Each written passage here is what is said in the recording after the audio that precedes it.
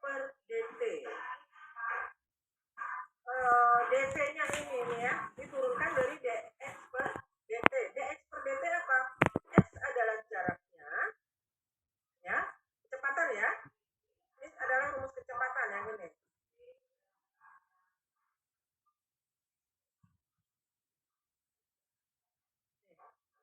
Ini kecepatan, perubahan jarak per waktu. Kemudian kita turunkan lagi terhadap waktu. Maka dia turunan dari ini. Maka A adalah turunan dari kecepatan. Makanya D kuadrat X per dt kuadrat.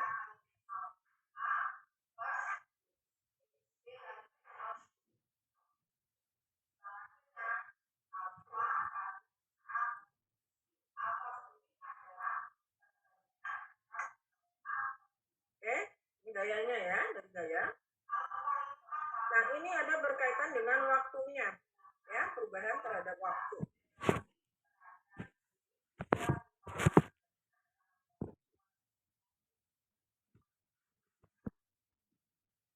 Untuk mendapatkan nilai posisi, nilai X atau posisinya, persamaan 18, yang mana 18, oh ini ya, ini persamaan 18, itu diintegralkan 2 kali, ya. Nah, ini ada konstantanya 2 kali di sini. Kita dapat ada C1, C2. G adalah beberapa fungsi dari waktu. Jika pada saat awal atau T0, berarti partikel berada pada titik X0, belum bergerak. Maka kita dapatkan, ya, X0 ini sama dengan G dikali T, C1 T0, C1 C2. Ya. Ini tujuannya apa? Kita untuk mendapatkan dua konstanta di atas. Jadi C1 dan C2 itu adalah konstantanya. Maka kita melihat posisinya pada saat awal.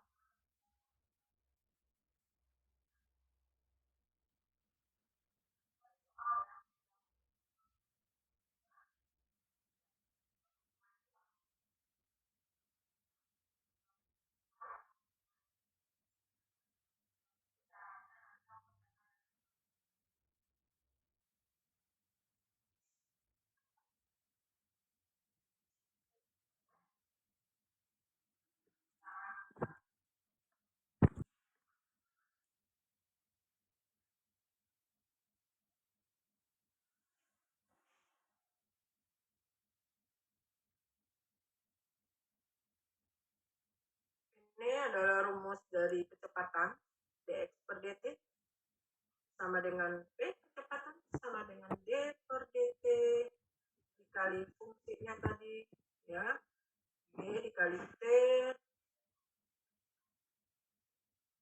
ya, kemudian C1 C2.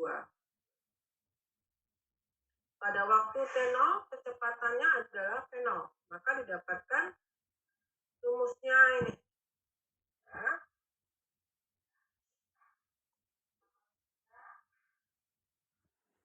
Ini tujuannya kita untuk mencari nilai dari C1 dan C2.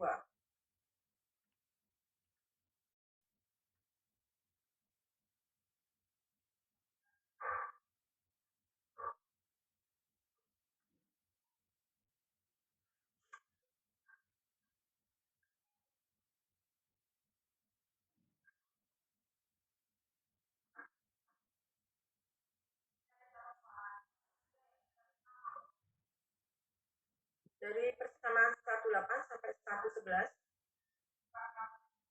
itu gerakan vertikal dari medan partikel dalam gravitasi bumi, makanya dia simbolnya tadi G, ya, sumbu X menuju ke atasnya. Gaya partikel menuju ke bawah itu F sama dengan min mg, di mana G itu adalah konstanta percepatan gravitasi, ya. Jadi tadi min mg sama dengan mg kuadrat X per dt kuadrat, sama aja sebenarnya, ya. Cuman tadi kita percepatan, ya, ini kita pakai gravitasi sama. Jadi dx dt itu sama dengan min gt ditambah c1. Jadi untuk V0 itu sama dengan min gt0 ditambah c1. Jika kita pindah ruaskan, jadi c1 sama dengan V0 ditambah gt0. Nanti ini kita masukkan.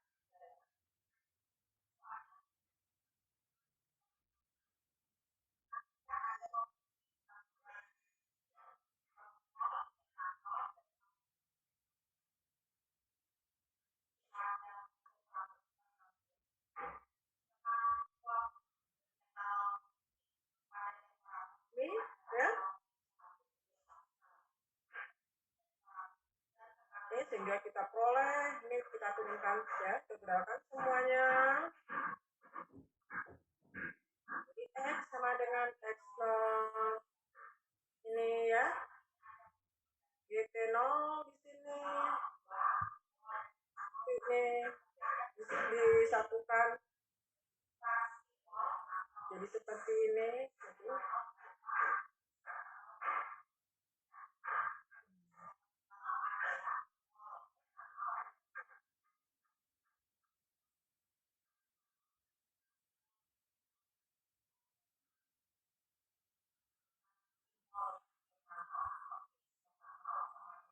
Jadi ini tadi keadaan pada mekanika klasik dapat berarti suatu spesifikasi dari posisi dan kecepatan, ya, posisi dan kecepatan.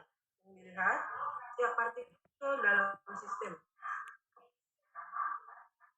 ditambah dengan spesifikasi gaya yang beraksi pada partikel. Menurut hukum kedua Newton, keadaan suatu sistem pada suatu saat, gitu ya, keadaan mendatang, gerak mendatang itu dapat diprediksikan secara tepat. Prinsip ketidakpastian dari Heisenberg menunjukkan bahwa kita tidak dapat menentukan secara simultan dari posisi dan kecepatan partikel mikroskopik. Jadi dibutuhkan banyak pengetahuan untuk memprediksi gerak mendatang. Ini kalau kita lihat secara klasik ya.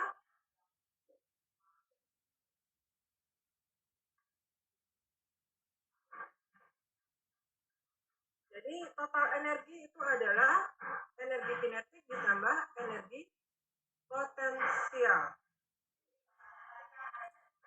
Energi kinetik kita tahu 1/2 mv kuadrat atau sama dengan P kuadrat per 2M.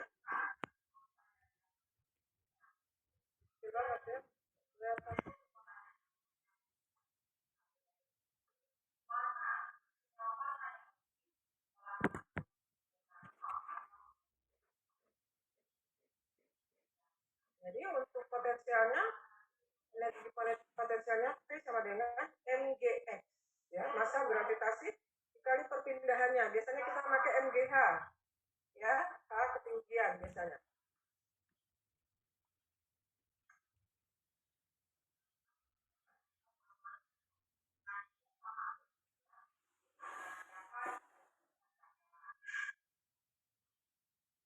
Ini maksimum ketinggian, ya, dan hasilnya apa? 0 kecepatan maksimal, dia nggak bisa. Ini kecepatan, ya, ini sangat cepat.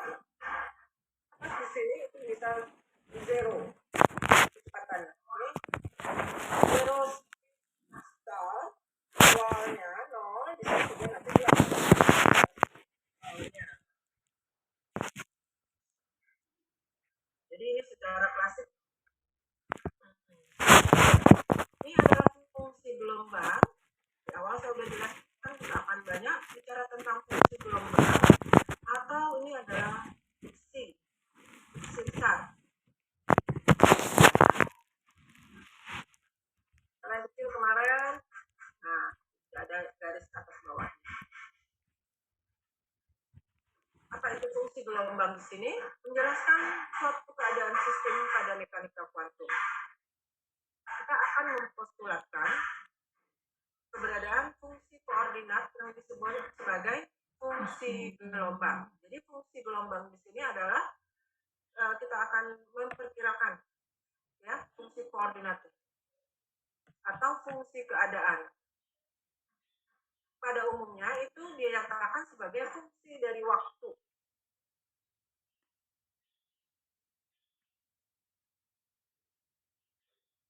Fungsi gelombang ya, fungsi gelombang tersebut itu merupakan sebuah fungsi matematika di mana mengandung semua informasi yang mungkin diketahui tentang lokasi dan gerak dari partikel. Jadi, lokasi dan gerak partikelnya. Jika fungsi gelombang memiliki nilai besar, maka semakin besar kemungkinan kita menemukan partikel pada posisi tersebut. Jika nilai 0, maka tidak ada kemungkinan untuk menemukan partikel. Ya, jadi kemungkinannya adalah nilai psi-nya itu semakin besar, maka kemungkinan menemukan semakin besar. Perubahan fungsi gelombang yang lebih cepat dari satu tempat ke tempat lain itu membutuhkan energi kinetik yang lebih besar. Jadi ingat tadi energi totalnya itu adalah perubahan dari energi kinetik dan energi potensialnya. Jadi persamaan Schrödinger itu adalah gabungan dari energi kinetik dan energi potensial.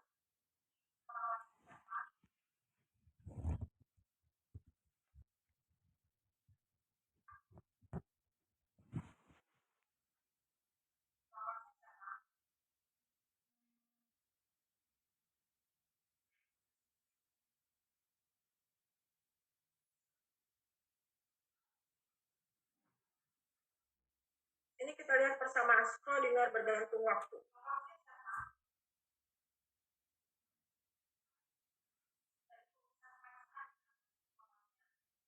Oke,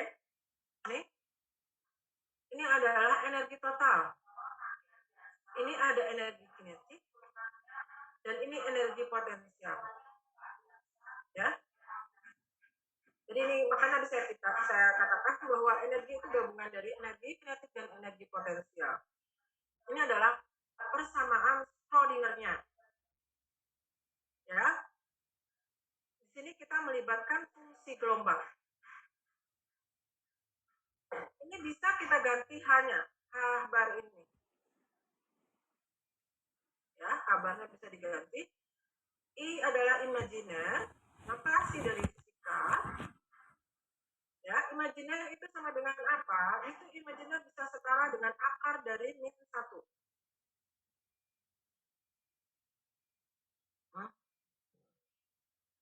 Nah, di sini ada fungsi waktu. X posisinya disungguh X berarti dia untuk kotak satu dimensi. T-nya adalah fungsi waktunya.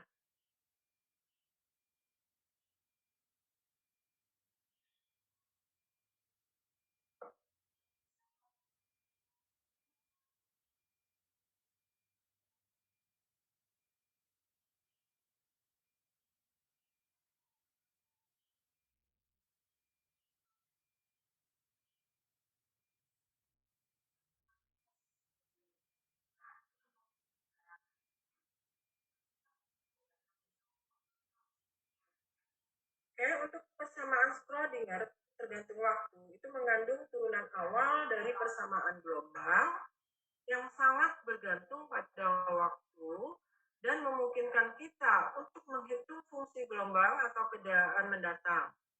Jika kita mengetahui fungsi gelombang pada saat T0.